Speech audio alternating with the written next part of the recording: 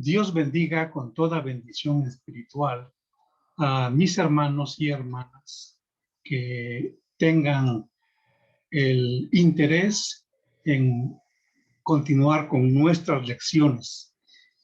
Vamos a dar principio a la lección número 18, que se titula Pelagianismo y Calvinismo. Repito, lección número 18, que lleva como título Pelagianismo y Calvinismo. Hermanos, antes de dar entrada a este estudio de la palabra de Dios, vamos a decirlo con convicción. Lucas 24, 45. Señor, abre mi entendimiento para conocer, para entender la Sagrada Escritura. Vamos a decirlo ahora con certeza. Hechos 16, 14. Dios, abre mi corazón para estar atento a tu palabra. Y vamos a decirlo con toda seguridad. Hebreos 4, 2. Señor, aquí está mi fe para acompañar el mensaje de tu palabra y creer en todo lo que tú me enseñes, para que la enseñanza me sea altamente provechosa en mi vida. En el nombre de Cristo Jesús. Amén. Hermanos, seguramente para muchos de nuestros hermanos que siguen estos videos, la palabra pelagianismo quizás sea nueva. Quizá la hayan oído mencionar, pero no conocen a fondo el asunto que apele, que contiene esta palabra, que proviene del nombre de Pelayo, de Pelagio, que era un sacerdote, que era un perteneciente a la Iglesia Católica Romana Papal. Y vamos a ver en detalle algunas cosas de él. Pero vamos a ver cómo su forma de pensamiento, su doctrina, era antagónica, se contraponía a la doctrina de San Agustín, del cual ya también hemos hablado. Pero siempre hay estudiosos de la Biblia que buscan un punto intermedio entre Pelagio y San Agustín, y entonces surge otro estudioso, otra persona que conocía las dos formas de expresión de esa doctrina, Juan Casiano, y entonces él se pone en un punto intermedio y emite una filosofía de pensamiento o una doctrina, si quieren llamarlo ustedes así, que se conoce como pelagianismo, o más bien semipelagianismo. Ese es el nombre correcto, semipelagianismo. Así que vamos ahora, hermanos, a compartir nuestra enseñanza con nuestras vistas, con nuestras láminas. Vamos a hacernos un poquito más grandes y nos pondremos por acá. Lección 18. Pelagianismo y calvinismo. Ustedes en casa pueden leer con mucho detenimiento, por favor, poniendo su corazón, su entendimiento, su sentido en la lectura de Romanos capítulo 8, del versículo 28 al 39. ¿Quién fue Pelayo? Este varón nació en el año 360 después de Cristo. Él nació en lo que se conoce como las Islas Británicas, así que no tenemos exactamente si nació en Inglaterra o nació en Irlanda. Algunos se inclinan con que él haya nacido en Irlanda. Él murió en el año 422, también después de Cristo, por supuesto, y murió en Palestina, en la tierra de donde Jesucristo nació en Nazaret, y él pasó sus últimos años de su vida ahí en Palestina, dejando como legado un pensamiento en donde se destacaba la creencia de él y que se conoce como pelagianismo. Este corresponde, hermanos, a la época patrística. Decíamos que fue un monje de origen británico y que más o menos por el año 380 viajó hacia Roma, donde profesó junto a sus discípulos un riguroso ascetismo y criticó severamente el laxismo moral imperante en la ciudad de Roma. Bueno, ustedes pueden con toda confianza y decir que demos respuesta qué cosa es ascetismo. Bueno, esta es una forma de vida, es un estilo de vida con absoluta austeridad. Y no solamente austeridad en cuanto a ser muy moderado en el uso de los recursos que Dios nos da, sino que además consiste esta forma de pensamiento y este estilo de vida consisten en renunciar a los placeres materiales con el fin de adquirir unos hábitos, costumbres, formas de vida que conduzcan a la perfección moral y espiritual.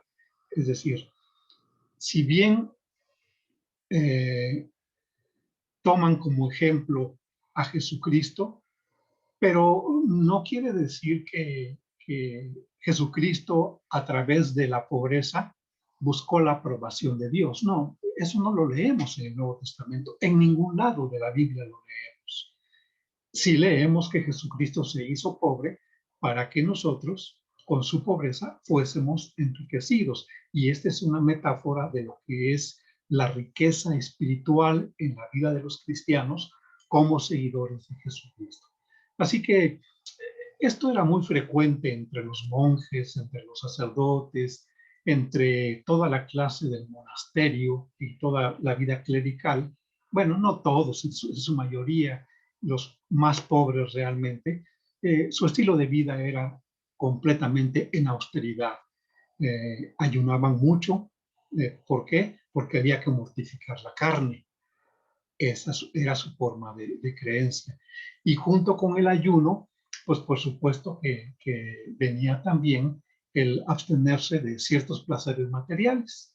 Y con esto ellos adquirían hábitos que de alguna forma en su creencia los conducían a la perfección moral y espiritual, cosa que según ellos el Evangelio de Jesucristo ofrecía como una segunda obra del Espíritu Santo, que los que fueran seguidores de Jesucristo, creyendo en el Evangelio de Jesucristo, ellos podían llegar a tener una vida perfectamente moral y espiritual. Así que él criticó severamente el laxismo moral imperante en la ciudad, es decir, todo el relajamiento que había. No que fueran personas alegres, hermanos. La alegría es un don de Dios y nosotros como cristianos tenemos el mayor gozo viviendo en la presencia de Dios. No, lo que pasa es que la ciudad vivía en una orgía absoluta, en el pecado, diríamos, de la Babilonia, ¿no?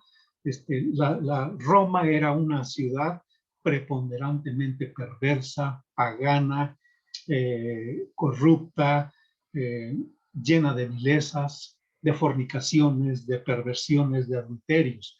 Esa era Roma. Y a este hombre, ante los ojos de él como crítico, le pareció realmente una cosa escandalosa.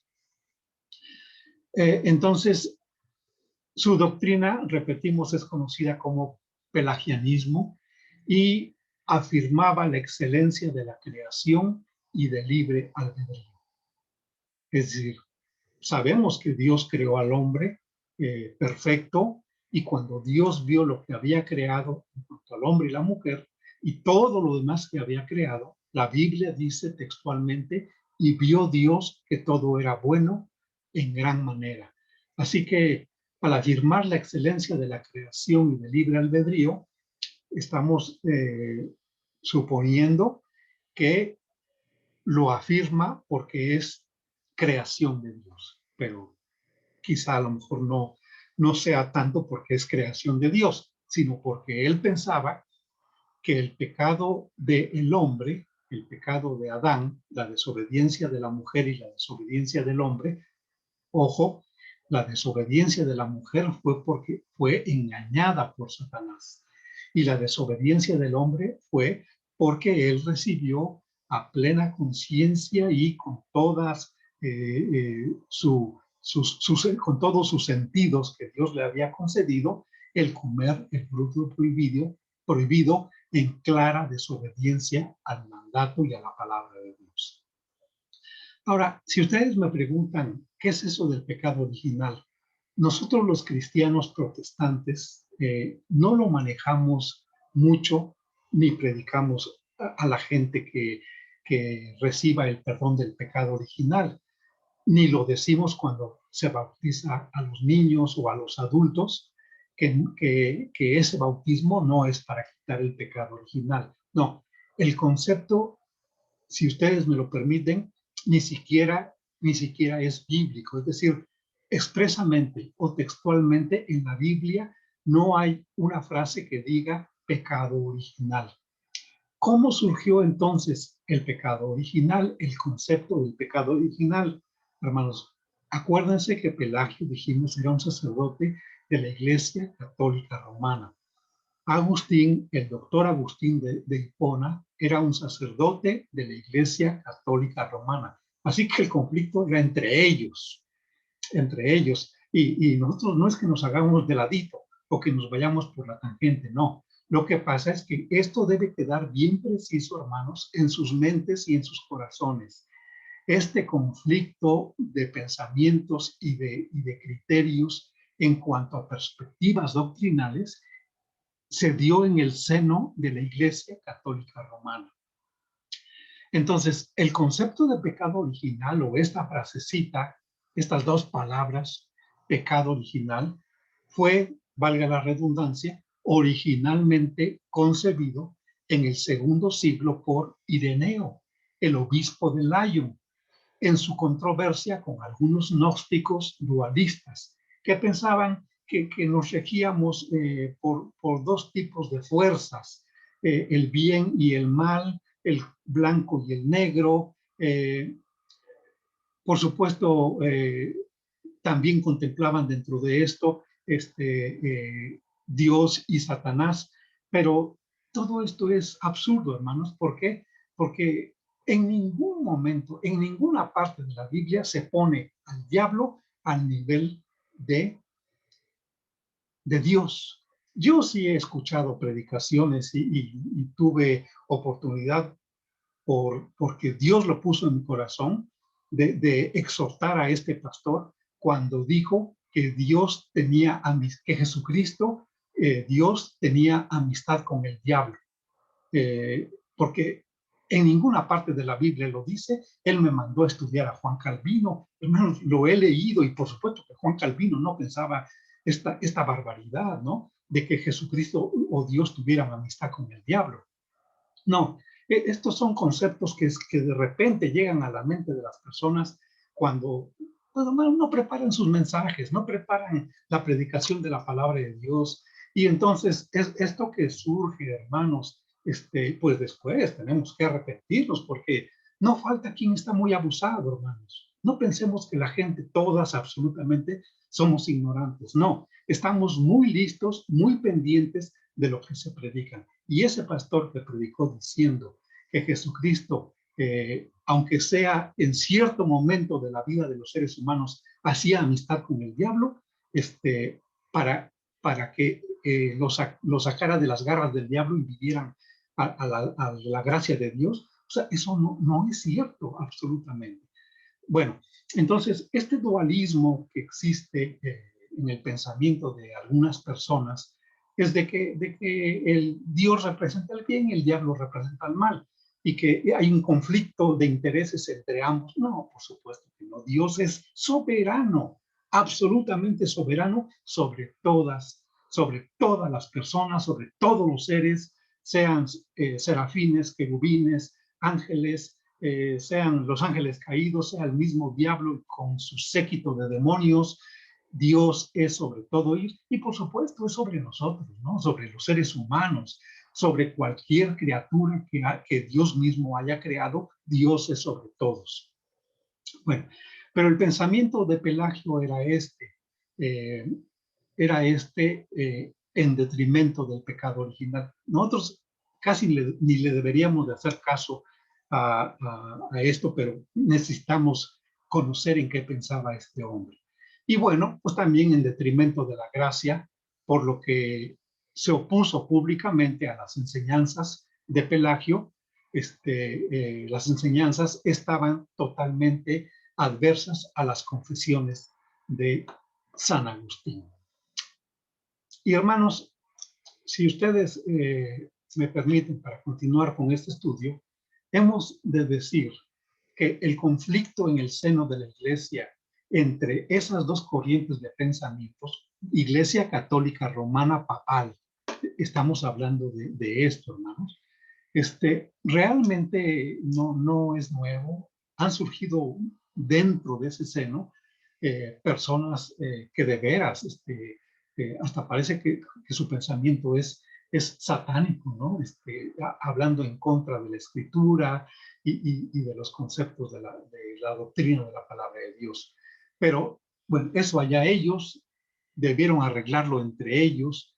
Desafortunadamente, ¿por qué trasciende hacia nosotros? Bueno, porque dentro de toda la gama de doctrinas, de confesiones de fe, de cosas que dejó escritas San Agustín, pues hay muchas creencias ahí que son fuente de lo que estudió Juan Calvino, de lo que él estudió respecto a los escritos de San Agustín, porque estudió muy a fondo de lo de San Agustín. Y muchas de esas bases doctrinales le sirvieron para escribir sus escritos de Juan Calvino, donde la Iglesia presbiteriana ha puesto su creencia, es decir, Juan Calvino, diríamos, como fundador de la Iglesia presbiteriana. Pero dice que en la carta a Demetriades,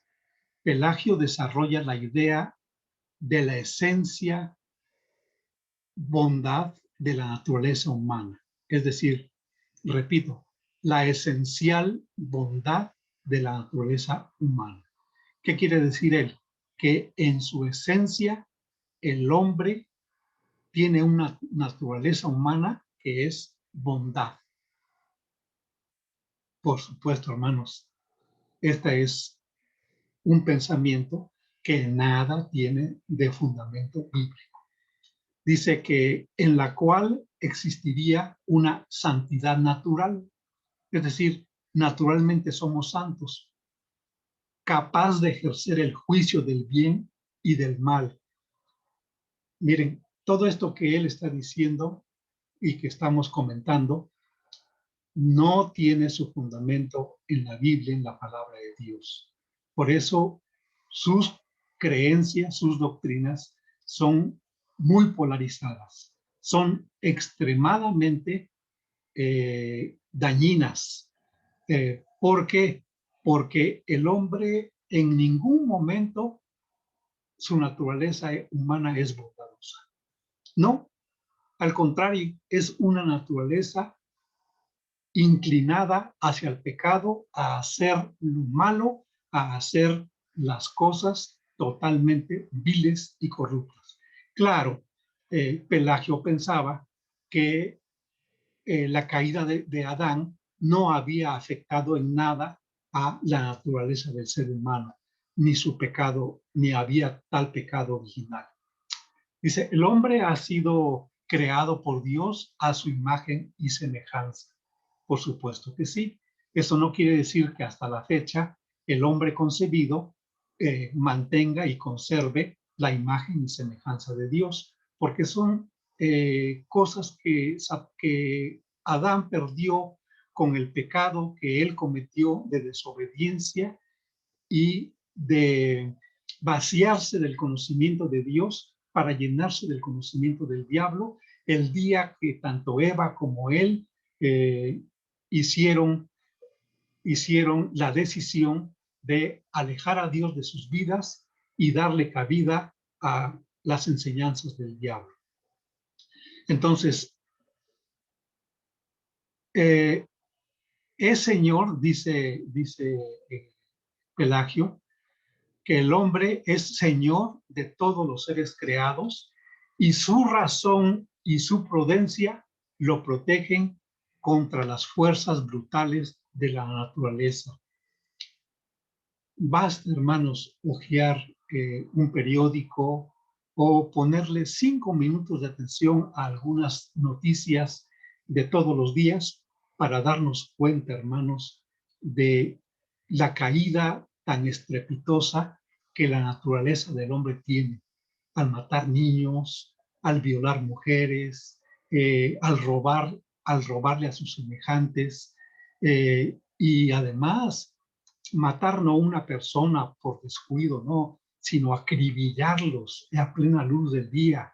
Y esto de ninguna manera nos puede llevar a pensar en que el hombre tiene una naturaleza buena o está inclinado a la bondad o está creado para hacer las cosas buenas y para conservar la imagen y semejanza del Señor. No, todo lo contrario. Ahora el hombre nace con la imagen y semejanza, pero del diablo. Dice que también ante Dios el hombre es perfectamente libre. Imposible, hermanos. El hombre, en su inclinación al pecado y cometer el pecado, nace totalmente subyugado, esclavizado y encadenado por el pecado. Así que su libertad, eso que los derechos humanos tanto defienden, esa libertad no les sirve de nada, hermanos. Si ustedes me dicen, hermano, ¿usted cree en que el hombre tiene libre albedrío? Yo digo que sí creo, hermanos. Pero ese libre albedrío que el hombre tiene, hermano, no le sirve de nada. No le lleva a tomar decisiones buenas, honestas, que agraden a Dios. No le lleva a buscar a Dios. Al contrario, lo lleva a alejarse de Dios. ¿Por qué? Porque aborrece a Dios. Al no amar a Dios, el hombre aborrece a Dios.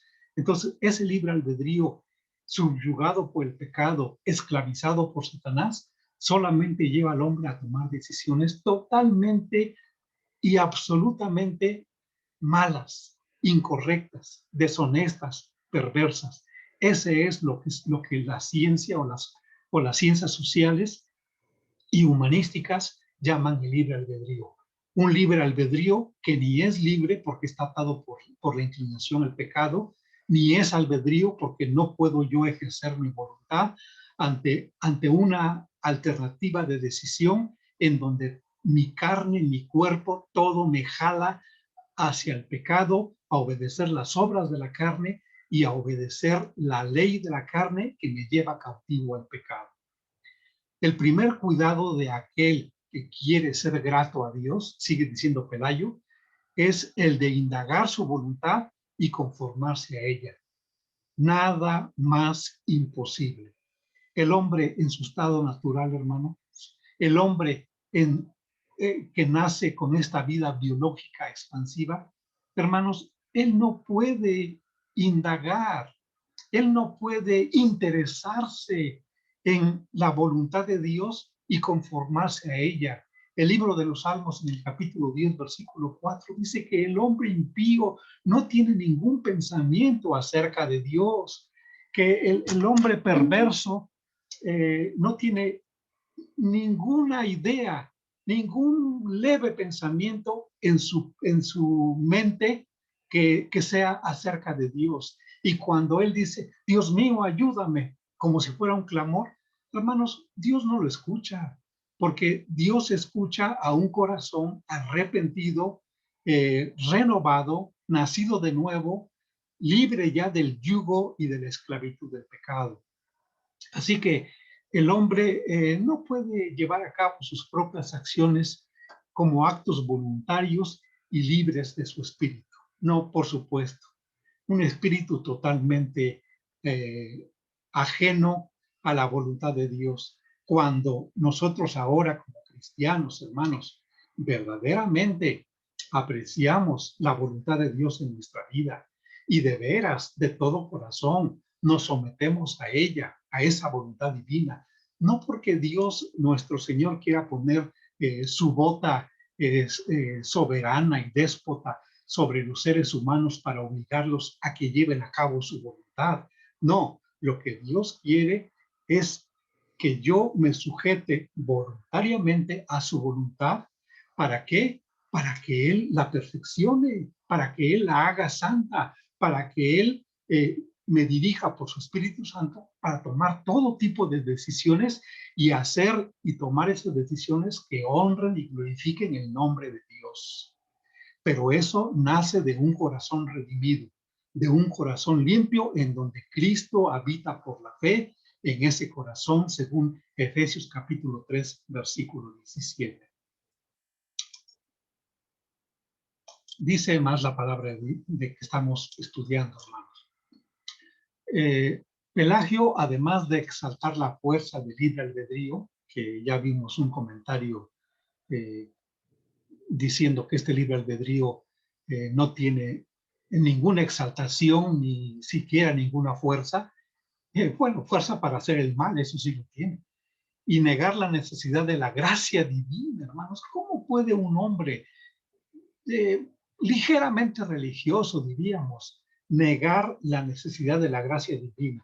El pensamiento de Pelagio, además, se puede resumir en 4 posiciones. Número 1, no hay pecado original. Y yo confirmo, textualmente, expresamente, en la Biblia no hay la unión de 2 palabras que diga pecado original.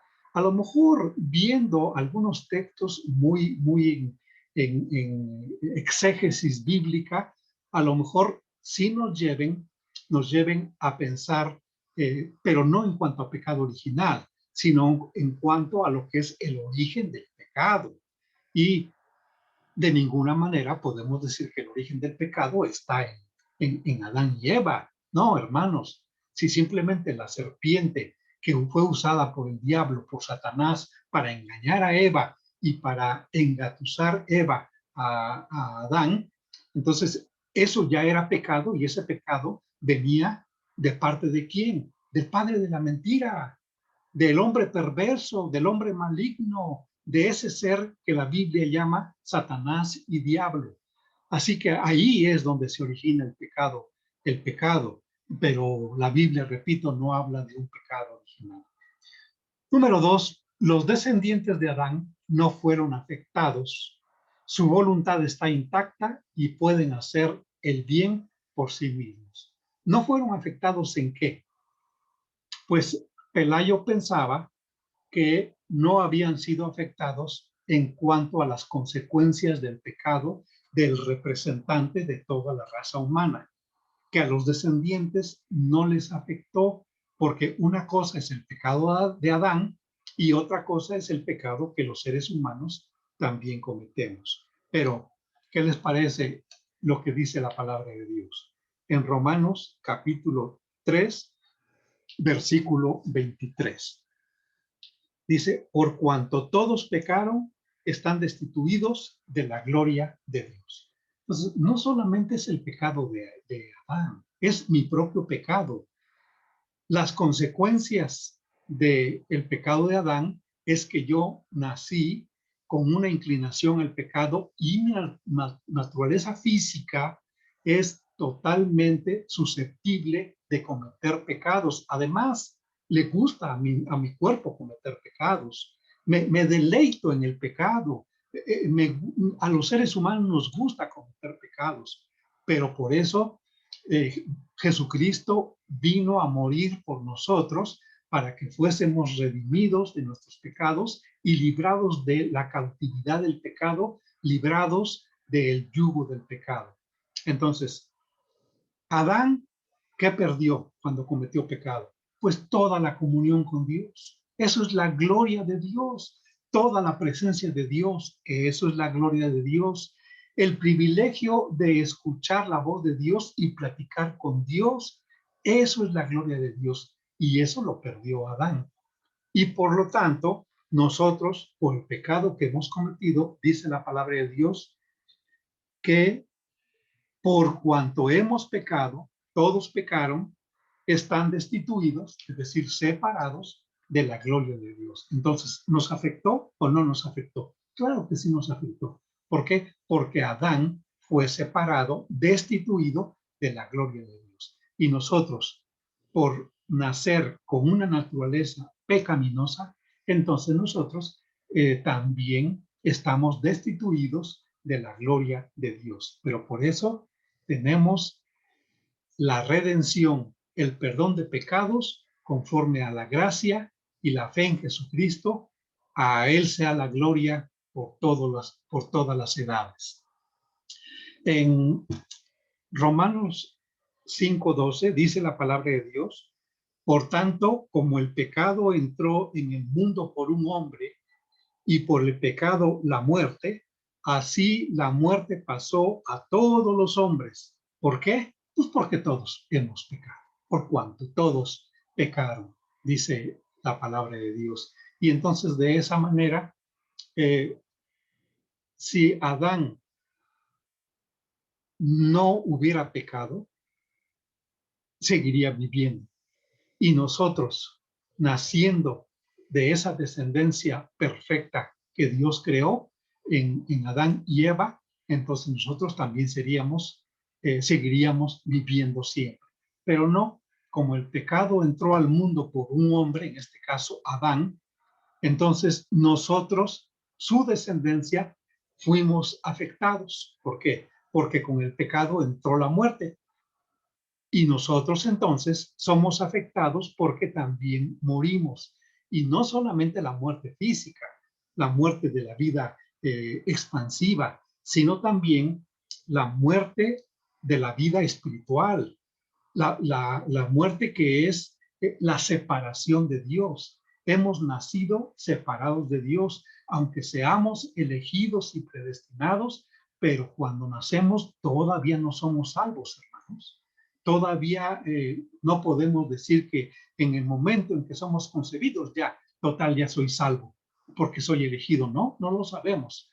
Entonces, nacemos afectados por el pecado y en consecuencia por la misma muerte que también vino como consecuencia del pecado de Adán. En Romanos 6:23, para concluir estas lecturas, dice la palabra de Dios: porque la paga del pecado es muerte, mas la dádiva de Dios es vida eterna en Cristo Jesús.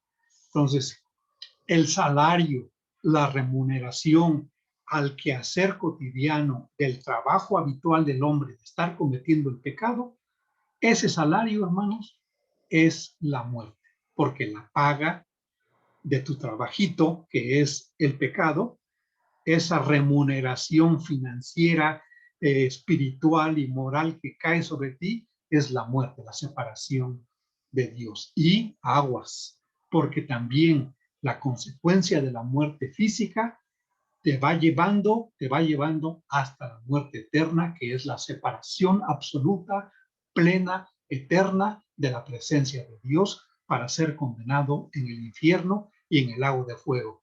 No quieras ir a ese lugar. Te lo estamos advirtiendo. No quieras morir en tus pecados, porque la condenación es la separación eterna de la presencia de Dios. No quieras vivir tu vida eternamente separado de Dios. Por eso tienes que arrepentirte de tus pecados y venir ante Jesucristo para que Él te perdone tus pecados. Bueno, el bautismo no borra una mancha original que jamás existió, siguiendo con su propia idea de que no hay pecado original. Por lo tanto, no hay mancha original que el bautismo borre. Enseñanza plenamente de la Iglesia Católica Romana. Por eso insisto, hermanos, este conflicto es entre los católicos romanos, que tuvieron allá a partir de los años 360 hasta el año 450 más o menos, que fue el periodo en el que vivieron estas personas, que fue Pelayo o Pelagio, que fue San Agustín y que fue Juan Casiano. dice que algo que jamás existió, pues no tiene por qué el bautismo servir para algo, ¿no? Sin embargo, hace la aclaración, ¿no? Que sí, pero sí de los pecados actuales para quienes los han cometido. Es necesario porque Cristo lo decidió así para que la gente pueda entrar a la iglesia. Esto no es cierto, ¿no? Dice que los pecados actuales sí son borrados por las aguas del bautismo. Esto no dice la Biblia, ¿no? Ciertamente hay textos en la Biblia que van unidos a la palabra bautismo y salvación. Por ejemplo, quiero leerles a ustedes lo que dice Marcos, capítulo 16, versículo 16 también. Dice, el que creyere y fuere bautizado será salvo. Sí, pero ¿qué dice primero? Creyere, ¿sí? Y creer, o sea, tener fe, viene por oír la palabra de Dios. Y no solamente oír por oír, no, sino que estemos escuchando la palabra de Dios y el Espíritu Santo ponga en nosotros la fe para creer. Entonces, este es uno de los textos que está unida la palabra bautismo con salvación. El que creyere y fuere bautizado será salvo, mas el que no creyere será condenado. Luego, en Hechos capítulo 2, versículo 38, dice también la escritura, la palabra de Dios, dice, Pedro les dijo, arrepentíos y bautícese cada uno de vosotros en el nombre de Jesucristo para perdón de pecados y recibiréis el don del Espíritu Santo. Sí, la Biblia no se equivoca, pero dice primero arrepentíos. Y hermanos, el arrepentimiento, como lo hemos explicado en otras veces, es la palabra metania, que significa un cambio absoluto de forma de pensar. Cambia tu forma de pensar y cambiarás tu vida. Pero si ese cambio operado por el Espíritu Santo, hermanos, porque nosotros no tenemos poder para hacer nada. Vivimos muertos en delitos y pecados lejos de Dios. En esas condiciones, hermanos, ¿cómo puedo yo arrepentirme si al contrario me gusta lo que estoy haciendo, ¿no?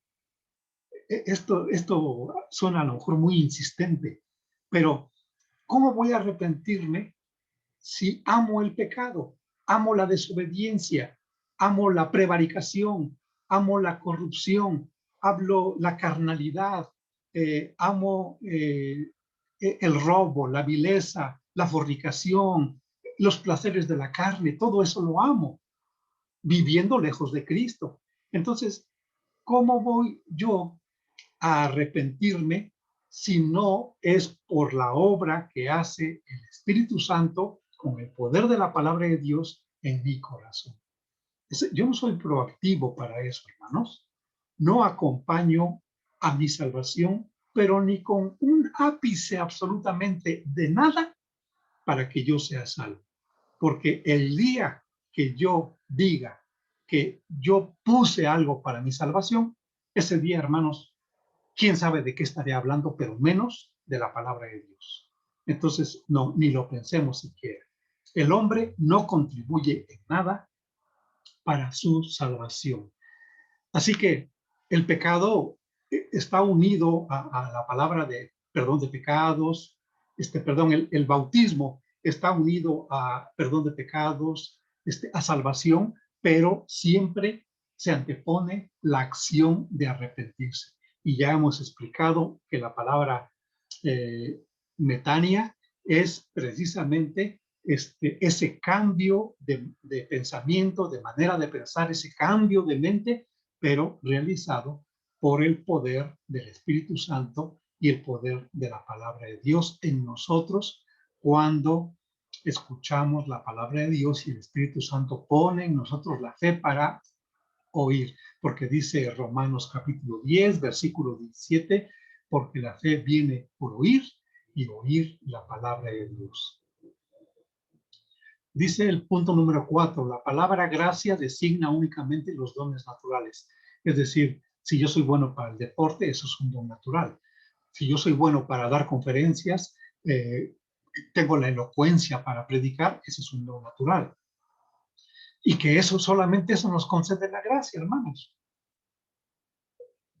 Esto concedido por Dios al hombre y especialmente, dice Pelagio, su libertad. Él amaba, yo creo, el concepto de libertad, a los que se añaden las enseñanzas de la revelación y los ejemplos de Jesucristo. Eso es lo que él creía tan exiguamente acerca de la gracia, hermanos, y tanta doctrina tan abundante que es la enseñanza de la gracia en la Biblia, como para que alguien pueda resumirlo en estas palabras. Dice además también, hermanos, que San Agustín señala, por el pecado de Adán, toda la humanidad pecó. Cada hombre al nacer trae una naturaleza corrupta. No puede hacer otra cosa sino pecar. Eso es lo que escribió San Agustín. Es decir, el pecado de Adán dañó a toda la humanidad, los flageló, los cautivó al concepto pecado, porque cada hombre al nacer trae la inclinación a hacer lo malo. Y efectivamente, el hombre no puede hacer otra cosa sino pecar, aunque desde niño puede aprender cosas en cuanto a la honestidad que agraden a Dios. Y también, hermanos, mucho ojo, también el niño desde tierna edad puede recibir a Cristo como Salvador, como Señor en su vida y vivir una vida que agrade a Dios a continuación de su tierna infancia. A consecuencia de la transgresión de Adán, el hombre perdió su libre albedrío. Yo insisto, hermanos, este pensamiento es de Agustín, el doctor Agustín de Hipona, pero el hombre no perdió su libre albedrío. El hombre tiene como un don natural la capacidad para tomar decisiones, pero repetimos, su capacidad está dañada, su poder está maleado.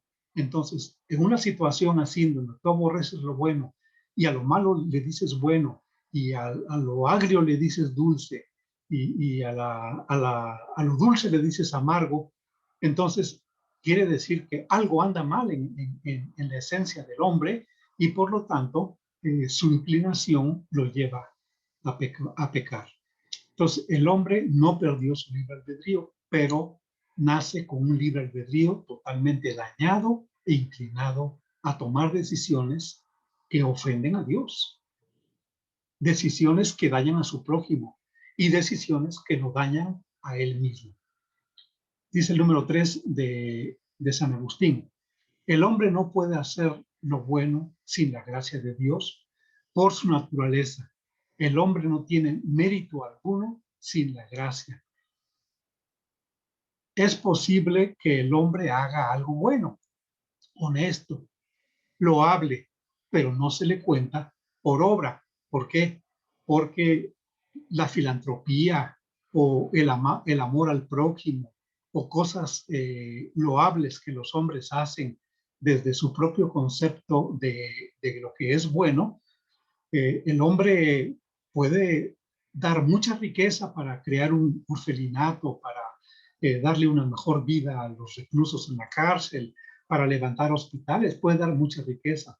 Pero si ese corazón de ese hombre no ha sido regenerado o nacido de nuevo, esto no es considerado como obra delante de Dios. Aun cuando entre los seres humanos con frecuencia decimos, ayúdalo, pues es un buen hombre, hace cosas buenas. ¿Se acuerdan ustedes de cuando Cornelio mandó a traer a Pedro? A Pedro le dijeron, mira, es un hombre que está deseoso de recibir de Dios la palabra, porque está siempre pendiente, acercándose a Dios con sus obras. Y luego también hubo otro hombre al cual los sacerdotes o fariseos influyeron en Jesucristo. No, no influyeron, le recomendaron a Jesucristo: mira, nos creó una sinagoga, nos hizo una sinagoga, es un hombre. Bueno, pues escúchalo y ya, y haz lo que te pide, ¿no? ¿Se acuerdan ustedes de aquel hombre que pidió la sanidad de su siervo, ¿no? Y que sí, efectivamente, Jesucristo lo sanó. Sin la gracia, entonces, es imposible. Sin la gracia, es posible que el hombre haga algo bueno, honesto, loable, pero no se le cuenta por obra. Cristo vino al mundo y murió para redimir a los elegidos, los que fueron predestinados para salvación. Sobre los otros cae la ruina eterna merecida. Este punto 4 de San Agustín lo voy a repetir. Cristo vino al mundo y murió para redimir a los elegidos, los que fueron predestinados para salvación. Sobre los otros cae la ruina merecida. Repito, este es el pensamiento de San Agustín. De estas aguas entendemos que Juan Calvino bebió. Hermanos, vamos a dejar hasta acá la enseñanza de la lección 18, porque después platicaremos con cierta abundancia del semipelagianismo. Y nuestro libro trae preguntas que son muy interesantes y que quiero en viva voz dárselas a conocer. ¿Y qué les parece si hacemos un ejercicio de que de alguna forma los pueda yo orientar en lo interesante que tiene cada pregunta, para saber, hermanos, si somos presbiterianos por conocimiento, muy conscientes de lo que es ser presbiteriano, por supuesto cristiano presbiteriano, porque algunos creen que la denominación se hereda por los padres. Es decir, como mis padres fueron presbiterianos y ellos me enseñaron que Dios me escogió desde antes de la fundación del mundo, entonces yo ya soy salvo. Pero después andan como los chapulines, ¿no? Brincando de un lado para otro y andan yendo a conocer otras doctrinas, y después hasta no los cambian porque se van para otras iglesias. Entonces, eres presbiteriano. La próxima clase la veremos en una segunda parte de esta lección, y es muy interesante porque podemos darnos cuenta bien de quiénes son realmente los cristianos presbiterianos. Hermanos, no te impacientes. Va a venir esta lección, segunda parte, y mientras tanto, encomiendo tu vida en las manos de Dios, para que Dios sea tu refugio eterno y habites bajo la sombra del Altísimo. El ángel de Jehová acampe alrededor tuyo para protegerte y librarte de todo mal. Que Dios nos bendiga.